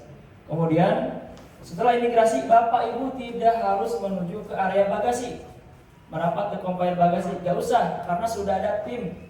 Ini saya selaku tour leader nanti bersama porter yang ada di sana, gitu ya. Bapak Ibu turun dari pesawat, keluar imigrasi, langsung keluar bandara saja. Nanti ketemu dengan mutawifnya di sana. Saya terakhiran belakangan bersama dengan koper Bapak Ibu.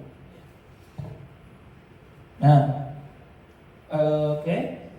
Kemudian kita keluar di sini nanti ada ketemu dengan Ustaz Faiz ya. Dan dari sana kita naik. Mau di sini kereta cepat atau bis ya? Kereta cepat. Oh gitu ya. Nah, nanti kita akan disebutkan nanti soalnya saya lihat lagi rinciannya ya. Gitu. Kalau menggunakan bis, kita menggunakan bis dari Jeddah ke Madinahnya itu 5 sampai 6 jam. Kalau menggunakan kereta cepat itu hanya 2 jam saja. Intinya dari bandara itu kita berangkat menuju ke Hotel Madinah. Ya. Insya Allah di Hotel Madinah sudah ada tim kita yang sudah standby mengurusi check-in hotel kita. Jadi kita sampai di Hotel Madinah sudah tinggal menerima kunci kamar. Nah, seperti itu. Kemudian inilah gambaran hotel yang ada di Saudi, Bapak Ibu. Ya. Ada beberapa hal yang harus kita perhatikan. Ada kalanya di Saudi itu karena keluar masuknya cepat banget ya. Ada yang check out, ada yang check in, perputarannya cepat banget. Jadi ada kalanya ketika sampai di kamar hotel, aduh handuknya kurang 1, gitu ya, ataupun peralatan mandinya pas taginya gak ada, air kurang. Itu biasanya sering terjadi. Ya, Bapak Ibu jangan khawatir, nanti boleh disampaikan, boleh ke saya. Kalau mungkin Bapak Ibu sudah bisa ke resepsionis, ya, bahasanya di sana boleh bahasa Arab atau Inggris. Indonesia pun kadang petugas yang di lorong Hilba itu ngerti bahasa Indonesia. Kita minta minum tuh ngerti dia, gitu ya, seperti itu. Nah, kamar hotel perlu diperhatikan Bapak Ibu ya, kamar dan kebersihan hotel tidak standar seperti negara wisata pada umumnya. Ya, kalau perlu kita ingin dibersihkan, karena setiap hari itu kita berhak mendapatkan air minum, handuk setiap hari bisa diganti. Kemudian juga boleh setiap harinya kamar kita dibersihkan, divakum. Ada kalanya ada petugas itu hidung ketok-ketokan gitu ya, tok-tok housekeeping gitu ya. Tapi ada kalanya petugas hotel itu terhidang. Hidung itu namanya bahasa Indonesia. Nah, inisiatif. Ya, itu harus kita minta gitu ya. Karena udah jam 10 pagi nih gak ada petugas housekeeping gitu ya, pengen sore gak ada. Itu kalau kita lihat petugas di lorong lantai kita, boleh kita panggil, pengen dibersihkan, minta air boleh. Seperti itu. Yang kedua, sering tidak ada tadi ya, air minum kadang kurang, silakan diminta ke billboy saja yang ada di lorong lantai setiap lantainya. Ada kalanya kita mendapati hotel yang liftnya kecil, bahkan mungkin liftnya sedikit, yang menjadikan kalau waktu sore ini ngantri di liftnya. Tapi hotel kita apa? Grand Al Masa di Mekah itu aman, banyak liftnya, gitu ya. Al Masa itu banyak sampai ke belakang. Kemudian kalau apalagi kita di mana? Dar Al aman, insya Allah aman, gitu ya. Kemudian selanjutnya ada kalanya petugas hotel yang ramah, ada kalanya juga yang cuek-cuek wae, kita butuh apa teh dinanti-nanti, ada juga kayak gitu. Karena beda budaya, beda kultur, kamar tidak dibersihkan kecuali diminta, sudah ya. Bed kamar terkadang tidak sesuai request. Kamar teh kita pesen yang kuat, yang berempat, tapi pas tiba di kamar ternyata ini mah kamar triple yang ditambahi satu kasur, misalnya kayak gitu ada juga. Ya. Nah, mudah-mudahan tidak terjadi kepada kita ya. Nah, ini gambaran hotel kita yang ada di Madinah, Concord Al-Khair namanya. Nah, ini tampak depannya, ini dekat Bapak Ibu, dekat dengan Nabawi. Tidak jauh, jadi setiap hari, setiap waktu kita bisa berjamaah di Nabawi. Nanti kita bisa lihat tatanya.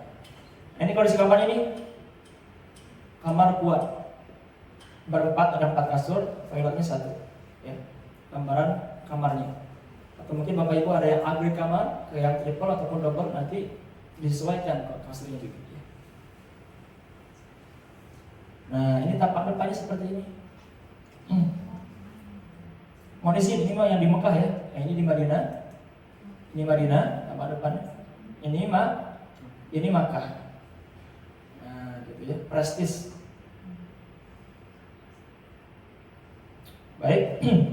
Ini gambaran kamarnya seperti ini. Sama seperti Madinah kurangnya. Ini area dalamnya. Ini mau di sini ada dua hotel Kang Bagia, atau mungkin ada yang 2 hotel juga? Oh gitu ya. Baik, yang pertama mungkin ada dokter ya? Ada 2 hotel. Silver sama gold. Oh gabung ya? Oke. Ya, jadi hotel kita di Mekah ada 2 Bapak Ibu ya. Yang pertama hotelnya namanya Prestige, ini bekas LF dulunya. Saya mohon maaf, ini di Madinah sama ya. Ini hotel kita di Madinah sama. Hotelnya di Hotel Concord Al-Khair. Di Mekah ada 2 hotelnya. Yang pertama ada Hotel Prestige, ya ini nampak depannya. Ini dulunya Hotel LF. Sama gambarnya. Ini Prestige. Ini juga Prestige Kang Bagia. Nah. Gambarnya sama. Oke. Ini gambarnya aja yang salah. Ya, gambarnya salah.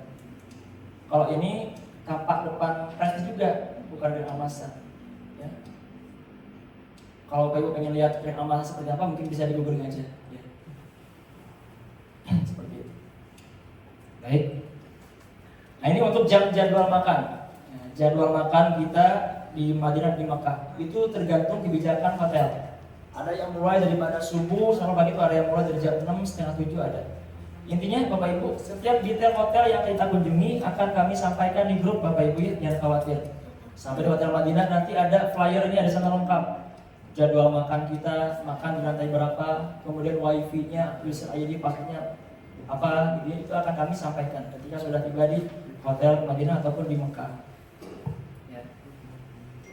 Nah Bapak Ibu, ketika nanti sampai di Madinah, Bapak Ibu jangan sampai gorim ke diri sendiri. Mungkin kita semangat dalam ibadah, tapi jangan sampai lupa terhadap kewajiban tubuh kita. Jadi kita harus makan. Kalau seandainya kita iktikaf dari subuh sampai sore gak makan siang, nah ini khawatir nanti sakit dan sebagainya ya. Jadi waktunya ibadah, waktunya makan, ya. Jadi kita bisa seimbang Bapak Ibu. Nah ini untuk ada di grup ataupun juga ketika di sana ya. Tidak boleh Bapak Ibu memperbanyak hal-hal yang sifatnya merumpi, gibah ya, kemudian juga berkata negatif ya, apalagi sifat sombong dan kabur, juga kemudian kesal atau komplain terus menerus. Kenapa? Karena kita berada di tanah haram. Tanah haram itu langitnya tipis, apapun yang kita lakukan, apapun yang kita ucapkan itu diijabah, baik ataupun buruknya. Jadi kalau kita berkata misalnya ada suatu hal yang pengen rasanya berkata kasar gitu ya, ditahan dulu.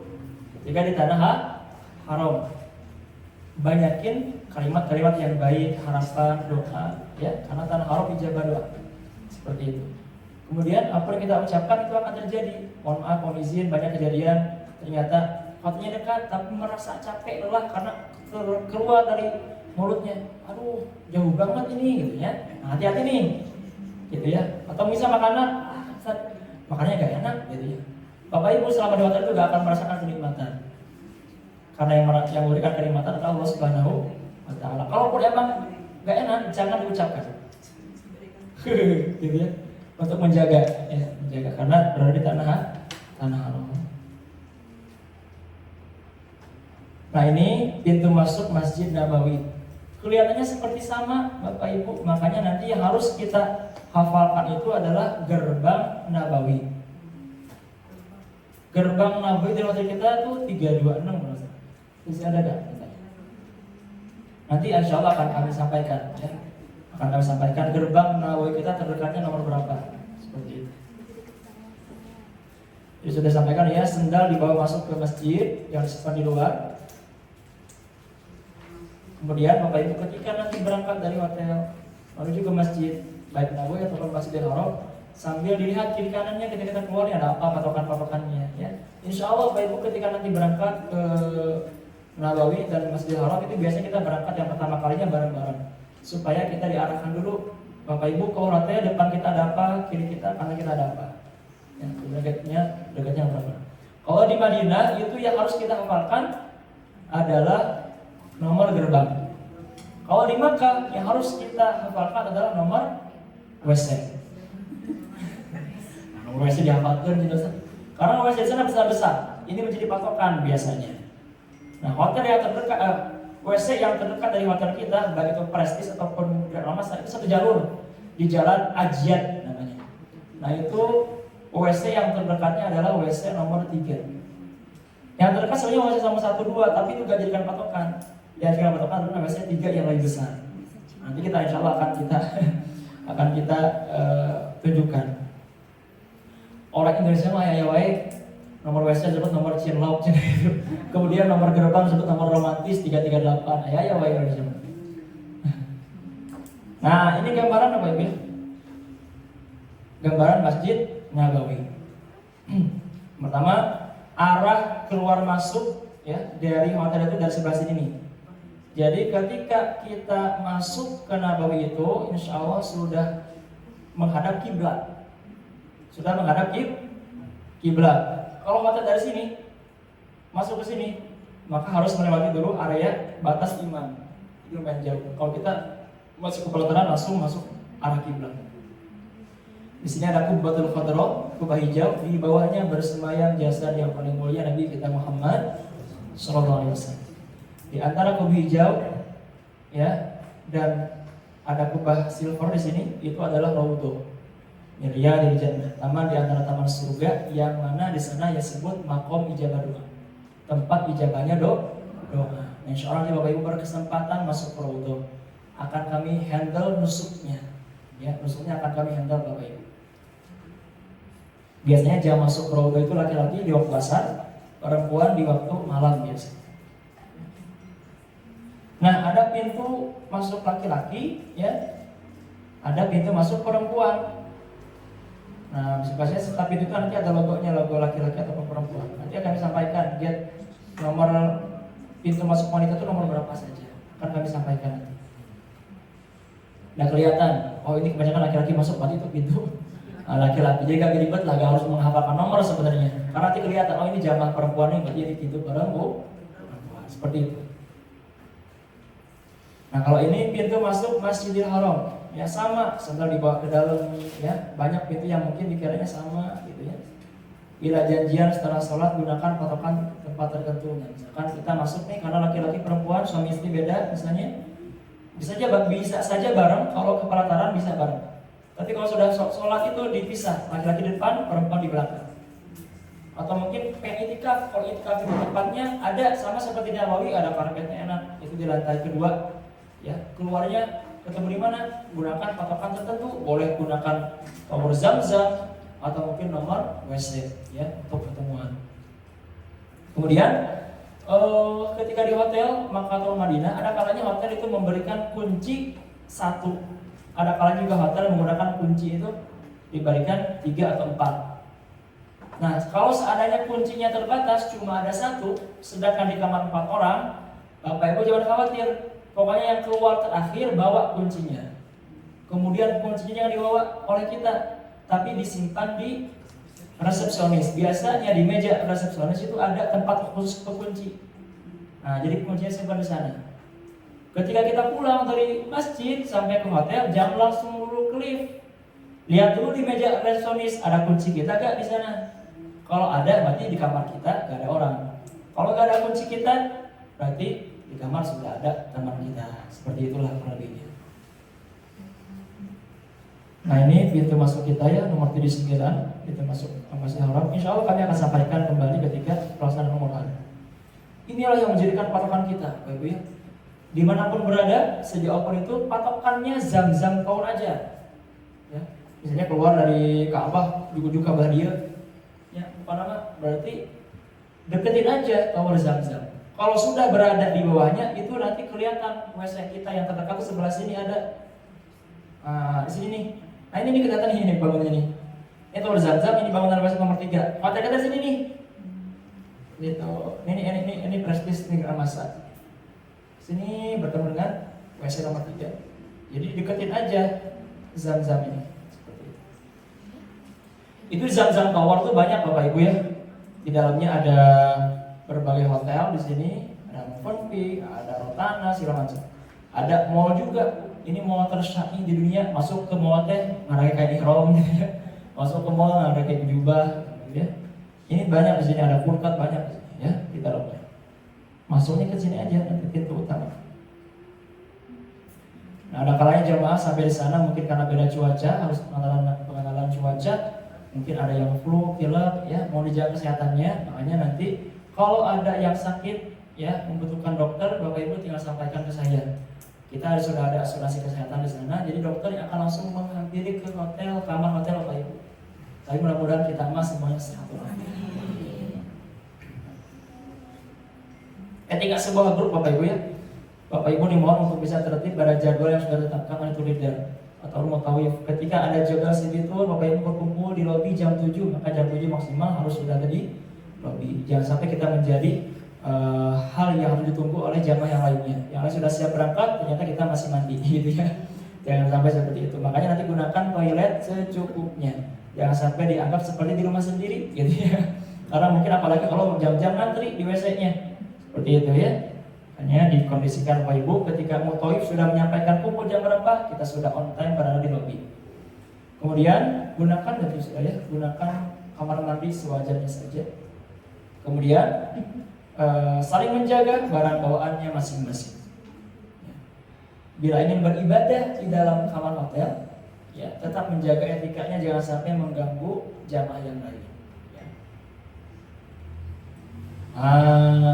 Inilah yang ditunggu-tunggu oleh ibu. Apa itu? Oleh-oleh ya. Di sana nanti ada kurma. Kurma beli di mana Ustaz? Di Madinah. Karena kebunnya pun juga di Madinah. Jadi jangan sampai di Madinah Ustaz saya aja nanti aja lah belinya di Mekah. Di Mekah mah kurang bagus kualitas kurmanya karena diantar dari Madinah juga. Gitu ya. Makanya beli kurma di mana? Di Madinah. Ya. Kurma yang terbaik apa? Kurma ajwa. Kata Nabi, barang siapa yang makan kurma ajwa satu harinya 7 butir, maka dihindarkan dari penyakit dohir dan penyakit sihir. Itu ada ininya, ya, fadilahnya untuk kurma ajwa. Sisanya boleh kurma-kurma yang lain, sukari, maju dan sebagainya. Ya. Ada coklat, ada kue makmum, kemudian ini kurma ya, kue kurma gitu. Ada snack juga, al-baik. Nah, al-baik insya Allah Bapak Ibu akan mendapatkan di bandara ketika kepulangan. Selain kita mendapatkan Zam-Zam 5 liter, kita akan mendapatkan Al-Baik. Al-Baik itu racikannya Saudi. Ukurannya gede-gede Pak. Di dalam box itu ada 3 ayam besar-besar. Ada rotinya juga, kentangnya juga. Gitu ya. Ada saus mayonesnya juga. Itu akan kami sampaikan ketika di bandara pas kepulangan. Ustaz saya pengen bawa banyak, boleh gak? Boleh, nanti beli di Corniche biasanya. Di Corniche tempat istirahat, ya, rest area. Tempat istirahat sebelum kita ke bandara. Itu di Corniche ada. Kalau seandainya kita pengen beli banyak untuk Al-Baik, biasanya kan kalau sudah ada yang pernah nyobain tuh, rindu tuh pengen nyobain Al-Baik karena enak khas lah. Di dalam itu ada merah-merahnya gitu. Enak. Dinyatakan Al-Baik. Jam-jam makan Bapak Ibu. Ada kaos, ada abaya, ya parfum. Apa parfum rekomendasi Ustaz? Boleh Rif, Osma, ya, kalau masuk di Rif, spill. Boleh ya. Ada emas, emas terbaik itu emas Mekah itu satu emas yang terbaik 24 karat ya. Buat para bapak-bapak ingin memberikan hadiah terbaik untuk istrinya, setuju ibu-ibu? Beli emas di sana. Baik. Nah ini menjadi catatan Bapak Ibu ya. Ada kalanya jadwal ataupun rute perjalanan lainnya dapat mengalami perubahan, ya, dengan tanpa memberitahuan terlebih dahulu untuk menyesuaikan situasi dan kondisi. Tapi insya Allah Bapak Ibu setiap ada perubahan akan kami sampaikan. Misalnya Bapak Ibu yang tadinya kita kumpul setengah 7, kumpul jam 6 aja ya, gitu ya. Main tambah di grup. Bapak Ibu yang tadinya kita situ jam 7 karena ada berapa tertentu kita berangkat jam 8. Pokoknya on time aja, nanti Bapak Ibu lihat pengumuman di grup saja, ya. Raudo yang tadinya mungkin sore jadi maghrib atau apapun itu, nanti intinya perubahan pasti akan kami sampaikan di grup Bapak Ibu, ya. Insya Allah setiap waktu yang akan kita lalui mudah-mudahan itu yang terbaik dari Allah Subhanahu Wa Taala. Nah itu saja mungkin barangkali yang dapat saya sampaikan. Silakan sekarang sesi pertanyaan. Silakan. Ada yang bertanya? Bapak Ibu silakan, boleh. Izin Pak Ustadz, Siap. izin bertanya untuk pukul pemberangkatan 6.30. Nah, yang kami tanyakan adalah 6.30 itu roda berputar dalam artian sudah maju atau hanya berkumpul cek administrasi saja, izin. Pak Ustadz, terima kasih. 6.30 itu sudah tiba di sini ya. Jadi telat-telatnya kita berangkat itu jam 7 atau setengah 8 sudah ada yang berangkat. Seperti itu ya. Jadi 6.30 itu sudah berada di sini. Adapun nanti ada kakak-kakak dari videografer mungkin pas sampai di sini kita ada dokumentasi dulu ya, doa bersama di dalam bis, absensi, nah itu proses lah biasanya. Jadi nggak pengen banget setengah 7 berangkat, enggak. Setengah 7 sudah berada di sini, berangkatnya paling cepat jam 7 atau setengah 8 paling cepat ya. Tergantung nanti proses bagasi koper kita masuk ke bis, ya, absensi gitu ya, seperti itu. Ya. Nah, jadi mohon Bapak Ibu on time setengah 7 sudah berada di kantor. Berarti bisa mana pada di rumah ya pada subuh lah ya, setengah 6 atau jam 6 maksimal gitu ya, seperti itu. Ada lagi pertanyaan? Boleh? Ada? Di kedua kan ada 20 umroh ya. Betul. Itu sebenarnya kalau yang pertama kan ada talurnya itu misalkan di botak ini. Nah untuk umroh yang keduanya potong lagi atau disisain pada saat umroh pertama? Oke baik, bagus pertanyaannya. Jadi insya Allah Bapak Ibu, kita ini berkesempatan 2 kali umroh. Yang pertama, umrohnya wajib diniatkan untuk diri sendiri. Nanti lafaz niatnya akan dipimpin Bapak Ibu beserta tawaf sa'i, doa-doanya akan dipimpin bareng-bareng dengan mutawif kita. Jangan khawatir Bapak Ibu kudu ngafalkeun di ayeuna. Tinggal diulangi saja doa-doanya. Bahkan sekalipun kita tidak membaca doa itu sah karena ibadah umroh itu ibadah fi'liyah, ibadah anggota badan. Tapi kan tidak boleh kudu cedak cicing wae gitu nya. Mending berdoa. Boleh berdoa menggunakan bahasa kita ya. Karena tidak seperti sholat. Kalau sholat tidak boleh berbahasa Indonesia. Allah Maha Besar gitu ya, enggak boleh. Tapi kalau umroh itu boleh berdoa menggunakan bahasa-bahasa kita ya. Tapi kalau kita pengen mengikuti mutawif, doa-doanya boleh diikuti ya. Baik. Kemudian umroh yang pertama adalah untuk yang diniatkan diri sendiri. Kenapa? Karena kalau kita pengen meniatkan umroh untuk orang lain, kitanya sendiri harus umroh dulu. Barulah di umroh kedua kita boleh niatkan untuk orang lain. Tapi umroh yang kedua juga boleh juga dipakai untuk diri sendiri juga boleh. Gitu ya, Ustaz kayaknya kemarin saya pengen disempurnakan lagi umroh kedua untuk diri sendiri lagi boleh. Pengen umroh badal, apa itu badal? Badal itu pengganti. Jadi diniatkannya umrohnya, pahalanya bukan untuk kita, tapi untuk orang yang kita niatkan. Tapi meskipun kita yang melaksanakan niat untuk orang lain, kita pula mendapatkan pahala yang sama, gitu ya. Tapi kita mendapatkan pahala yang mana pahala tersebut disampaikan pula kepada yang diniatkan. Misalnya untuk siapa sih Ustaz? Satu untuk orang yang sudah wafat. Siapapun itu, boleh orang tua, kakek nenek, keluarga saudara yang sudah wafat. Yang kedua kategorinya adalah bagi mereka yang sudah sakit keras, tidak memungkinkan bisa melaksanakan umroh. Ada ya yang sakit keras itu tidak mungkin bisa umroh ini mah, gitu ya. Dengan kategori tertentu itu boleh diberikan pahala umroh badal. Tapi hanya 1 kali. Hanya 1 kali, tidak bisa kolektif. Saya niat badal untuk kakek nenek dari laki-laki berdua. Enggak ada. 1 nama saja. Silakan dipilih. Bapak Ibu kan berdua boleh, Bapak niatnya untuk kakek ini untuk nenek boleh. Seperti itu. Ustaz kalau bisa ternyata banyak nih, saya pengen ada 4 orang, sedangkan saya cuma bisa 2-nya lagi boleh. Itu diamanahkan ke mutawif ataupun tour leader. Jadi yang melaksanakannya nanti tour leader ataupun mutawif amanah badal. itu bisa. Biasanya jasanya 1,5. Itu untuk pelaksanaan jasa umroh badal. Nanti disertai dengan sertifikatnya, video dokumentasinya. Kalau seandainya yang pengen ibaratnya banyak. Ada lagi pertanyaan? Boleh? Kalau untuk umroh kedua, ambil mikotnya sendiri-sendiri atau dipandu? Oke. Umroh kedua dari awal sampai akhir bareng-bareng lagi. Ya. Umroh kedua itu agendanya di hari ketiga di Mekah. Hari pertama umrohan, kedua istirahat. Ya. Hari ketiga kita City Tour Mekah. City Tour Mekahnya sembari yang bawa kain ihram. Karena pulang dari Jabal Rahmah, tempat pelaksanaan ibadah haji, ya, Jamarat, Tenda Mina, itu nanti kita langsung transit dulu di mana?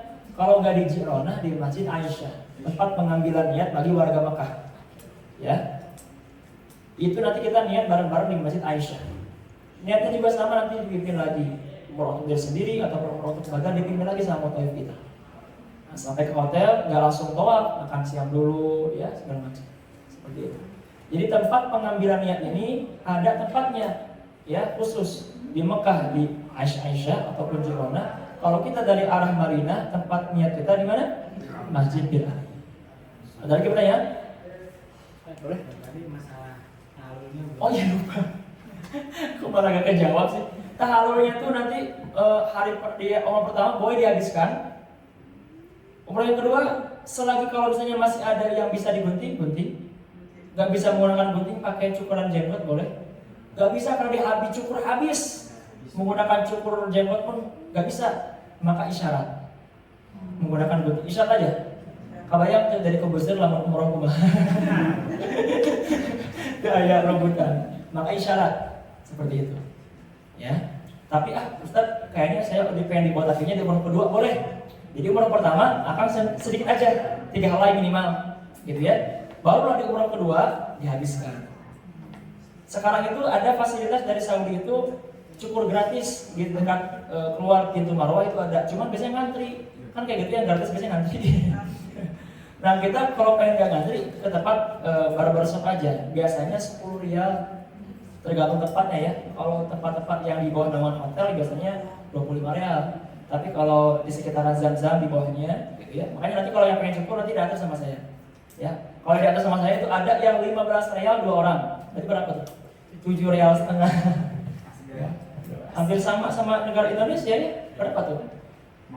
Ya 30.000 ya, 25.000-an gitu ya. Seperti itu. Ada lagi pertanyaan? Silakan. Mau nanya, nanti kalau misalnya kita kayak keliling Ka'bah atau kayak kan ikutin Ustadz bacaannya, itu Iya. pakai apa? Dulu kita pernah pakai kayak Oke. Walkman, kedua pakai aplikasi kalau itu. Iya. Kita menggunakan transmitter, insya Allah ya. Kita menggunakan transmitter. Tapi nanti tergantung nanti mutawif kita.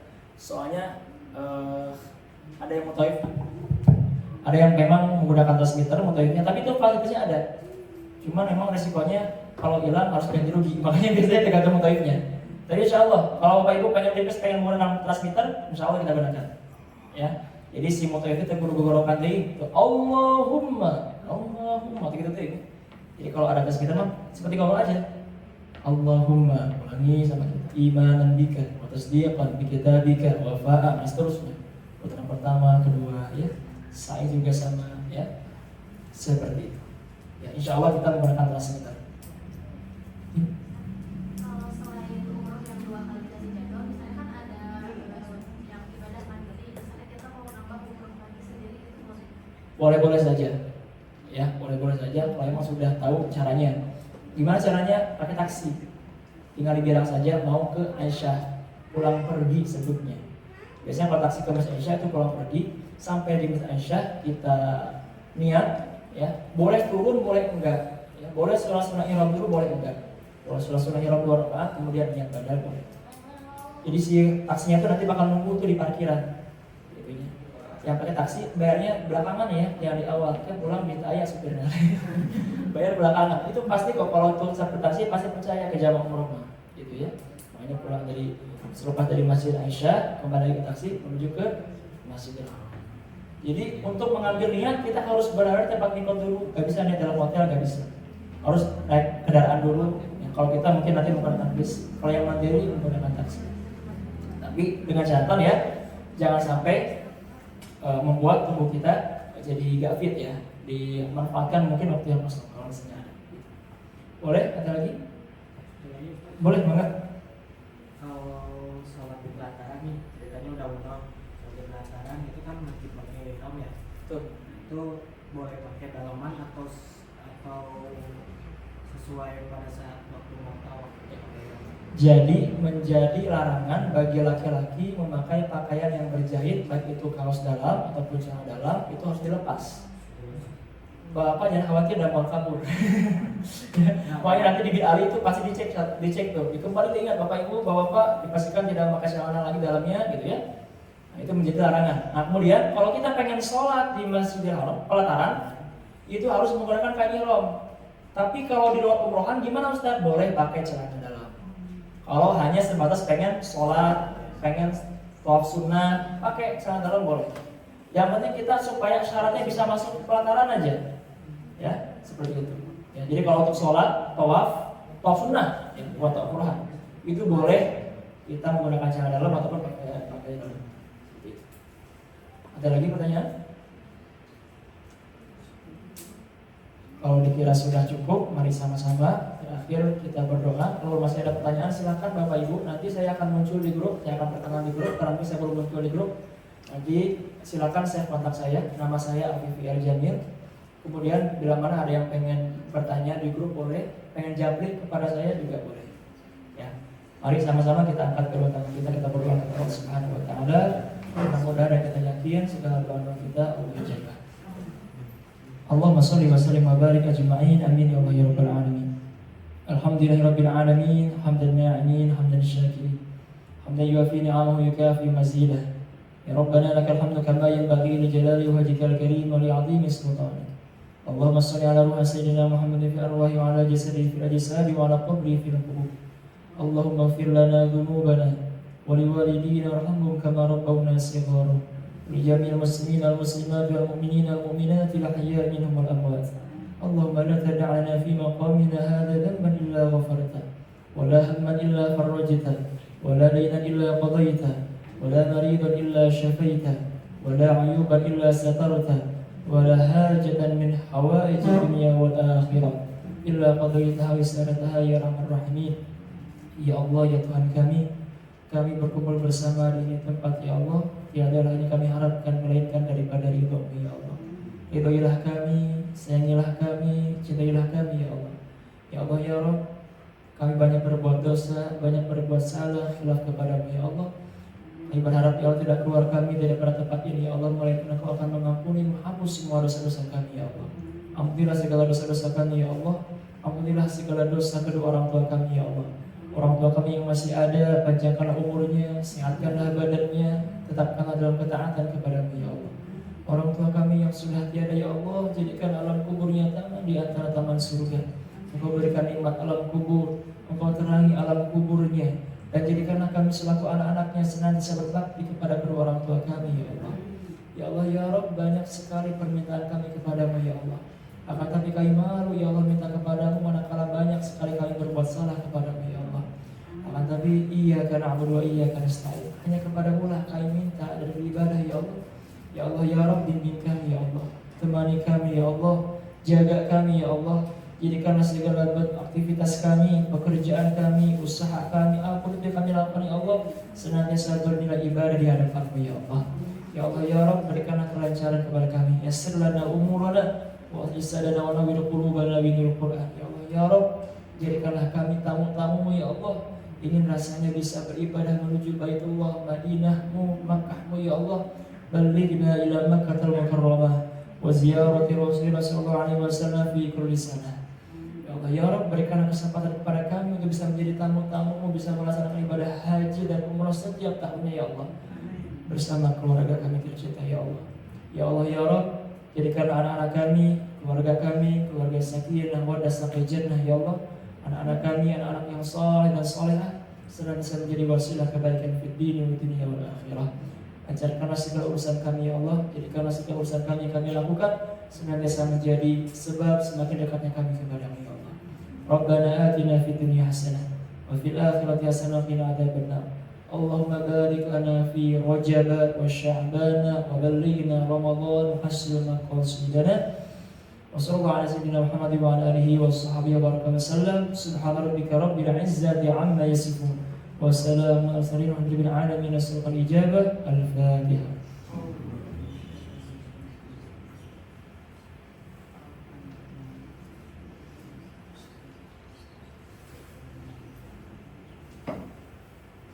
Amin amin ya Allah ya Rabbal alamin. Kurang lebihnya mohon dimaafkan. Mudah-mudahan Bapak Ibu semuanya semoga sehat walafiat. Kita berharap dilancarkan dan diberkahkan selalu dari awal hingga kepulangan, membawa pahala umroh yang berharga, yakni pahala umroh yang mabrur dan mabrur. Amin ya Rabbal alamin. Barakallahu fikum wa lahum minkum. Assalamualaikum warahmatullahi wabarakatuh.